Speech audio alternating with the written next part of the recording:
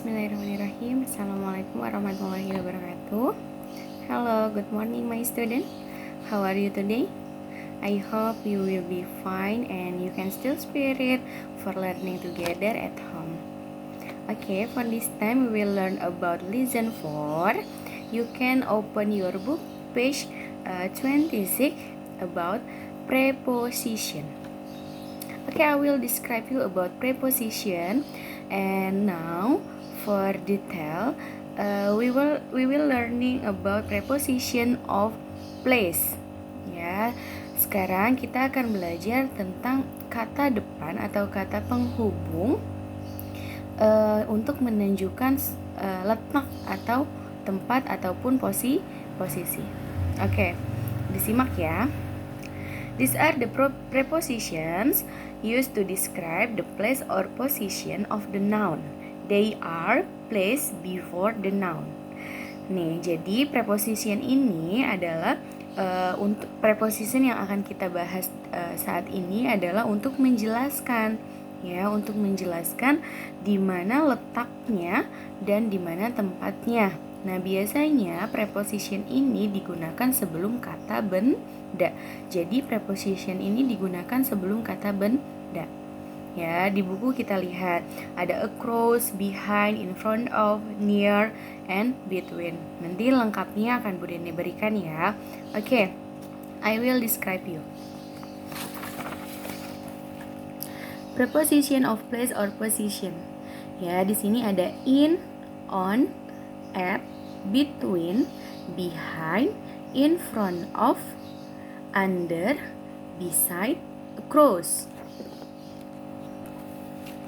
Ya, in itu di atau di dalam, on pada, di atau di atas, at di atau pada, between di antara, behind di belakang, in front of di depan, under di samping, under di bawah, beside di samping, across di seberang.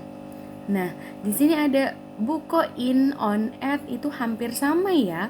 Ya, memang artinya memiliki arti yang sama tapi maknanya berbeda.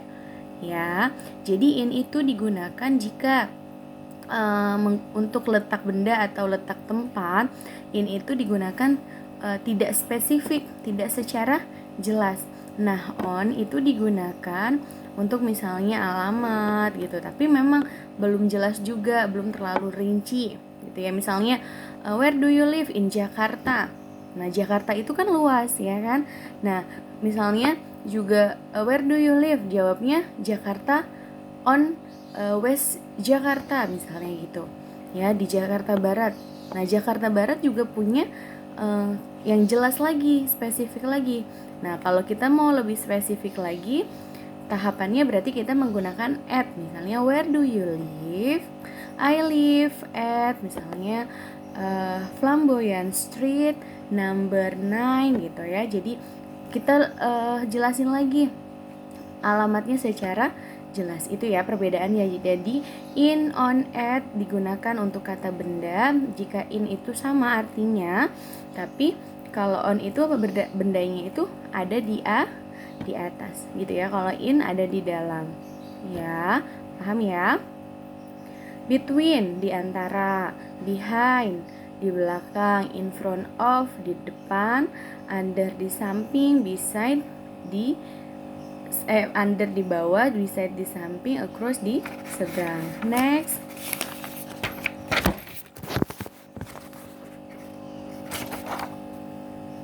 Near itu di dekat, next to di sebelah atau di setelahnya, below di bawah.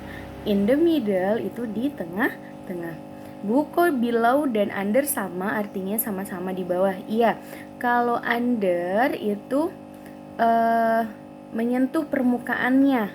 Ya, misalnya letak suatu bendanya ada di bawah gitu ya, tapi menyentuh permukaan benda yang lain. Tapi kalau misalnya below itu tidak bersentuhan, tidak menempel, bendanya itu tidak menempel di bawah benda yang lain. Seperti itu ya. Oke, for example like that. Kalian juga bisa lihat contoh-contohnya di di buku paket halaman 26 ya. Ini contohnya. Misalnya di sini ada table and vase, ada vas bunga di atas meja. Berarti in English is the vase on the table. The vase on the table.